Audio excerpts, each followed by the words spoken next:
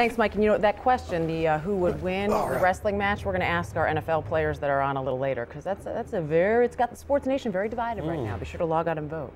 Skip or Lord? No, I'm just kidding. Our next question here in First Down. I hope so. Right. Better. Saints playing in their first Super Bowl. We know this, and they were just in their second ever NFC title game. It's not like they've got huge big game experience in their past. Is this lack of big game experience, is this going to hurt them now in the Super Bowl because they haven't been there before? I think in this situation it will help them, and I think Sean Payton, the leader of this organization, will get this team focused on a routine. They got to Miami early. They won't make it a circus. They won't get caught up in a lot of the things that are going on in South Beach, Miami. They will be focused on the game, and I think that's going to be critical for the New Orleans Saints. They've got great leaders in Drew Brees on the offensive side of the ball and Darren Sharper on the defensive side of the ball to make sure guys are focused on one goal and one goal only, and that's to win the game. See, I think it will help them, because when you go in sometimes and you don't realize like the pressure that comes with it. To me, I think the pressure is on the Colts. They had an easy ride into the Super Bowl. People expect them to win. You got a 4-time MVP quarterback leading the way. You have all these things lined up for you. And if you're the Saints, this is house money. You made it this far.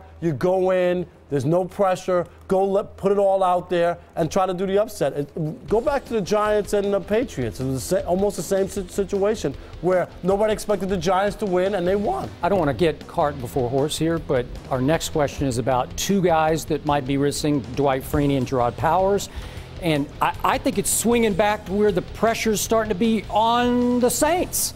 And I got to say, the Super Bowl highway, you guys know this, is littered with the bones of first-time Super Bowl teams who were scared to death by this stage. And I just think that you cannot, you played in New Orleans for a while in kind of the bad old days. They weren't always that bad. They weren't that bad. Yeah, but the point was, and is that I'm sticking with the Colts in this game because this team has not only never been to a Super Bowl, but it has very little big game experience in its history. And certainly this group together has very little.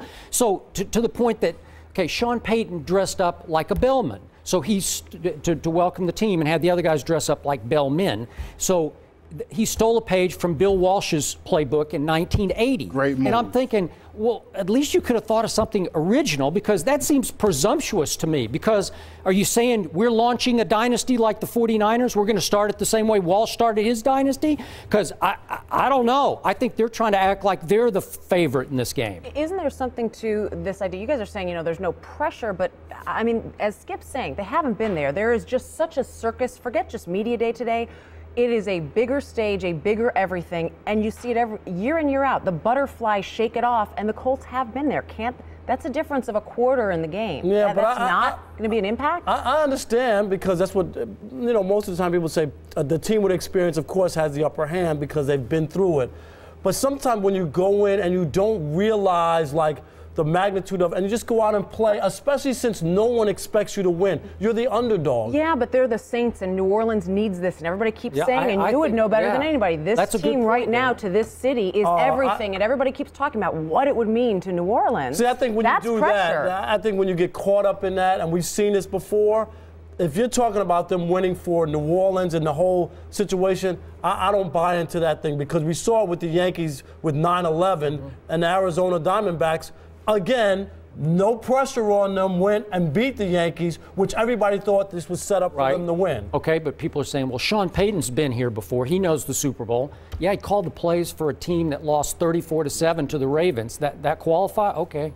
I think the system is important here. If they can have that balance offensively, it takes a lot of pressure off of the entire team. They have to have the balance of a running game just to put everything at ease, to get back into a normal routine of winning football games. One of the big stories right now, and you sort of alluded to this, Dwight Freeney's injury looking more severe than maybe some people thought. Right now listed as a third-degree low basketball sprain of his right ankle. This according to the team.